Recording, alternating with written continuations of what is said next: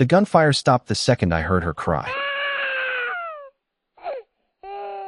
And 3 of my men were bleeding out on a marble floor that cost more than their lives combined. A baby, screaming, somewhere behind a wall of smoke in a castle I had just torched half of.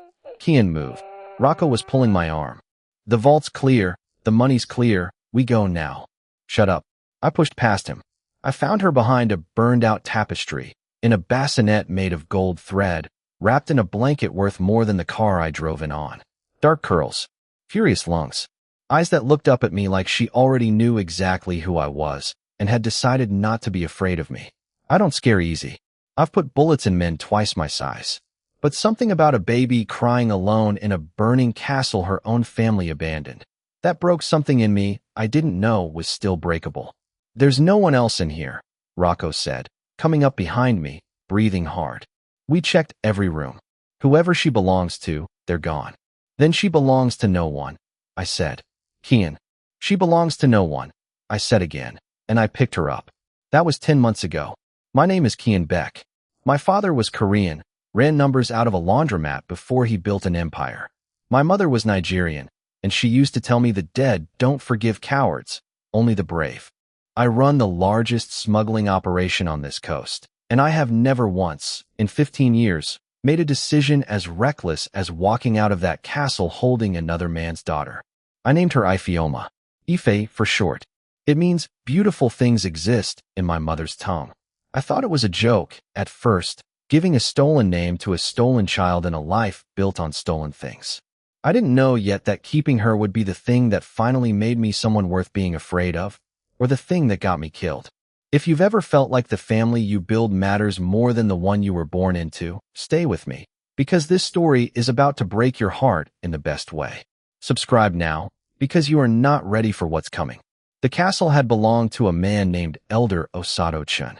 Half Nigerian, half Chinese, a shipping magnate with a habit of laundering weapons money through art auctions. I'd hit him because he owed my father's old rivals a favor, and I collect old debts the way other men collect stamps. I didn't know he had a granddaughter hidden in that East Wing. Nobody did. That was the point.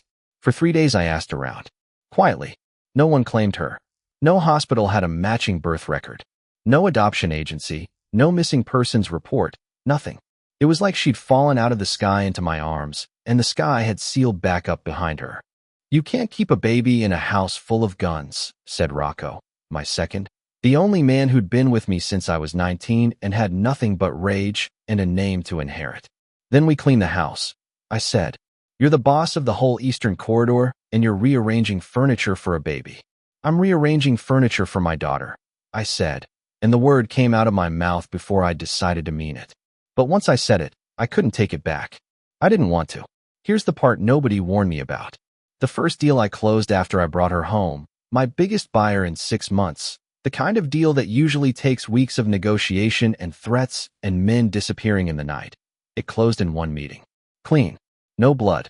My buyer, a cold man named Suleiman who had never once smiled at me in 4 years of doing business, held Ife for 11 seconds while I signed papers, and by the time he handed her back, he was calling me brother. I told myself it was coincidence. 2 weeks later it happened again. And again. Every deal she was near, she closed for me. My men started calling her the Little Empress. My accountant started asking to hold her before every quarterly meeting like she was a rabbit's foot. I laughed it off in front of them. Alone, at 3 in the morning, rocking her back to sleep, I stopped laughing. What are you? I whispered to her once, and she just grabbed my finger and squeezed, and something in my chest that had been closed since I was 19 years old cracked open a little wider. 10 months in, I had a routine. I had a life. I had, God help me, something close to peace. That's usually when it ends. Kian. Rocco's voice on the phone was wrong. Tight. You need to come to the warehouse. Now. Say it. There are men here asking about the girl. Not street men. Suits. Private security, the kind that costs more than my house. They had a photo of her. My stomach dropped through the floor. A photo of Ife? From where? I don't know. But Kian, they knew her name. I hadn't told anyone her name outside my inner circle. 6 people. 6 people in the entire world knew I called her Ifeoma. Bring them to me, I said. Alive. I want to look them in the eye before I decide if they stay that way. If tension is supposed to build here, and it should, it can't sag into a scene of me pacing a hallway worrying in silence. Quiet worry reads as nothing on screen. Kill that. Rewrite it hot. Bring the thread into the room immediately. Let it speak. Let it push back. They didn't need bringing. They walked in on their own, 3 of them, dressed like men who'd never had to run from anything in their lives, flanked by 2 guards I trained myself. Guards who should have shot on sight, and instead just stood there like they'd been told to. Mr. Beck. The lead one had a voice like a closing contract. My name is Director Femi Anazer. I represent the Anazer Choi Family Trust. We understand you're in possession of an asset that belongs to us. An asset? My hands were flat on my desk, so they couldn't see them shake with rage. Say her name. Ifeoma Anazer Choi, granddaughter of the late Elder Osato Chun. And, this may interest you, sole heir to a trust valued at $400 million. She was removed from the Chun estate during an armed robbery 10 months ago. We've spent that entire time finding her. The room tilted. For $100 million. I had been raising a fortune in diapers. She's not an asset, I said. She's my daughter. Anazer smiled, and it was the coldest thing I'd seen in 15 years of cold rooms. She was never anyone's daughter, Mr. Beck. She's a signature on a birth certificate her real parents haven't even bothered to claim. We're not here for sentiment. We're here to finish what your robbery interrupted. Give us the girl, and the family trust is prepared to forget your name entirely. Refuse, and every port you own, every buyer you have, every man loyal to you will know exactly what kind of man kidnaps a billionaire's heir and calls it fatherhood. I stood up slowly. Get out of my building. You have 72 hours, Anazer said, already walking to the door. After that, this stops being a conversation. If this story is hitting you already, wait until you see what happens at hour 48. Drop a comment telling me who you think Ife's real parents are, because I promise you, you're wrong. I didn't sleep that night. I sat in the nursery with Ife on my chest, her small fists curled into my shirt, and I made a list in my head of everyone who could have leaked her name. Rocco. My accountant, Halima. My driver. My cook. My cousin Beck Jinwoo, who ran my northern routes and who I trusted with my life since we were boys sharing one bed in my father's cramped apartment above the laundromat. I hated myself for even writing his name on that list, so I called him instead of accusing him. Jinwoo, I need you at the house tonight. Whatever you need, cousin. I'm already in the car. He arrived in 20 minutes, which was strange, because he lived 40 minutes away and there was no traffic that night. I noticed it. I filed it away and told myself I was being paranoid, that 10 months of fatherhood had made me soft and suspicious of my own blood. They found her, I told him. Anazer Choi. They want her back in 72 hours, or they burn my whole operation to the ground. Jinwoo's face didn't move the way a shocked face should move. It moved the way a man's face moves when he's already heard the news once and is now performing hearing it for the second time. I caught it. I have built an empire on catching the half-second lag between a lie and a face learning to wear it. Jinwoo, I said quietly. How long have you known? Silence. Long enough to answer the question by itself. I didn't sell her, he finally said. I sold information. There's a difference, Kian. There is no difference. I was on my feet, and Ife startled awake in the other room and started to cry, and the sound of her crying was the only thing that kept me from putting my hands around my own cousin's throat. You gave them her name. You gave them a way to walk into my house. They were going to find her anyway. Jinwoo shouted back, and now his mask was fully off, 10 years of resentment pouring out at once. You think you're the only one who's owed something in this family? Your father left you the empire and left me nothing but a route to run like an errand boy. Anazer Choi paid me enough to start my own operation, Kian. I didn't do it to hurt you. I did it because for once in my life, I wanted to be the one who wins. I looked at the man I'd shared a bed with as a child, and I felt something in my chest go from hot to ice cold in a single breath. Get out of my house, I said. You have until sunrise to leave the Eastern Corridor, or I stop being your cousin and start being your problem. He left. I stood in the doorway of the nursery, watching Ife cry herself back to sleep, and I understood, for the first time, that this wasn't just a fight for a baby anymore. It was a fight for everything I thought I knew about who was actually mine. If you've ever had someone close to you choose money over you, put a heart on this video right now. This one's for you. 72 hours. I used the first 24 to do what I should have done from day one. I went looking for Ifei's real mother. Elder Chun was dead, no help there. But Elder Chun had a daughter, the one person the Anazur Choi trust conveniently never mentioned. Her name was Neka. She hadn't inherited a cent of her father's fortune, because 11 months ago she had run away from an arranged marriage to Femi Anazur's own son, 7 months pregnant, and vanished.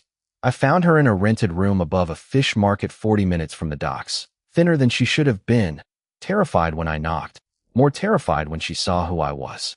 "You're the man who took her," she whispered. Not an accusation. Something closer to disbelief. "I'm the man who kept her alive," I said. "Your father's people abandoned her in a burning building, Neka. I've raised her for 10 months. I know her cry when she's hungry and her cry when she's scared and the exact sound she makes right before she laughs. Do you know any of that about your own daughter?" Tears cut down her face. "They took her from me the night she was born. They told me she died. I've grieved a living child for almost a year because my own family lied to my face. Here's the twist nobody saw coming, and I mean nobody, because I didn't see it coming either. Neka wasn't hiding from her family because she ran from a marriage. She was hiding because she'd found out, 3 weeks before giving birth, that the Anazur Choi Trust wasn't just chasing an heir. It was chasing a witness. Ifei's birth certificate listed a father, and that father wasn't Femi Anazur's son at all. It was Femi Anazur himself. Neka had been trafficked into that engagement at 16, and the baby everyone was calling an asset was proof of a crime that could put the entire Anazur Choi Trust in prison for the rest of its existence. They didn't want her back because she was worth $400 million. They wanted her back because she was the one piece of evidence that could take that $400 million away from them forever. Tell me you saw that coming. I didn't believe it either when Neka said it out loud, shaking, in that tiny room above the fish market. But it explained everything. Why they wanted her quietly, why they never involved police, why Anazur himself walked into my warehouse instead of sending lawyers. "I want my daughter back," Neka said. "But I want him buried more. Will you help me?" I thought about Jinwoo's face when he sold me out for money. I thought about Anazur's cold smile telling me she was never anyone's daughter. And I thought about 10 months of a small hand wrapped around my finger at 3 in the morning. "I'm not giving her back," I said. "I'm giving her a future. There's a difference. Come with me, and let's build it together." The exchange was set for a shipping yard at midnight. Anazur's choice, his territory, his rules. I brought Rocco, 6 of my most loyal men, and Neka hidden in the back of the second car, along with something Anazur didn't know I had. A recording device, and a lawyer who'd spent the last 18 hours listening to Neka's entire story on tape. Anazur arrived with 12 men and the particular calm of someone who has never once lost. "You brought an army for a diaper bag negotiation," he said, almost amused. "Where's the girl? Where's the truth?" I said, and I nodded to Rocco, who pressed play. Neka's recorded voice filled the empty yard, calm and clear and devastating, laying out every year of her captivity, every threat, every lie about her daughter's death. Anazur's men shifted uneasily. Anazur's face, for the first time in this entire story, stopped being cold and started being afraid. "That tape is inadmissible," he said, too fast. "It's not going to court," I said. "It's going to every business partner your trust has left. By morning, every port that does business with Anazur Choi will know exactly what kind of man built it. You can have your empire, Femi, but you will never touch mine, and you will never touch her again." For one terrible second, I thought he'd choose violence anyway. His hand moved toward his coat, and every man on both sides tensed like a held breath about to break. And that's the moment I want you to feel in your chest, because this is where a story like this either lives or dies. Kill any hesitation here. No slow zoom, no monologue. Just the click of 12 safeties coming off at once, on both sides, in the same half second. Enough. It wasn't me who said it. It was Neka, stepping out of the car, walking straight past me into the open yard between 2 armies, more courage in her thin shoulders than I'd seen in grown men twice her size. "You don't get to threaten anyone anymore, Femi. Not me, not her, not the man who did what you should have done 10 months ago. It's over." Anazur looked at his own men. Read the room the way only a man who's spent his life reading rooms can. And for the first time, he had nothing to say. He got in his car. He left. And that was the last time I ever saw Femi Anizer's face outside of a courtroom photograph 8 months later. I'd like to tell you it ended clean. It didn't. Not completely. A story like this never does. And if you're a creator watching this thinking about your own script right now, that's the note to remember. Real endings leave one thread loose. Because loose threads are what bring people back for part 2. Ours was Jinwoo. He disappeared the same week Anizer's empire collapsed. And I've never stopped wondering whether that's the end of his story or just the part where he goes quiet before the next storm. But Ife got her mother back. Neka moved into the house that used to be nothing but guns and ledgers, and slowly, room by room, we turned it into somewhere a child could grow up loud and safe and completely unafraid. She still closes my deals for me, if you're wondering. Every buyer who holds her walks out smiling. My men still call her the Little Empress, and now, so does her mother. And so, when nobody's listening, do I. People ask me sometimes if I regret walking into that burning castle. If keeping a stranger's child was worth turning my whole empire inside out, worth losing a cousin, worth risking everything I spent 15 years building. I tell them the truth. I didn't choose her because she was valuable. I chose her before I knew she was worth a single dollar, back when she was just a baby crying alone in the dark.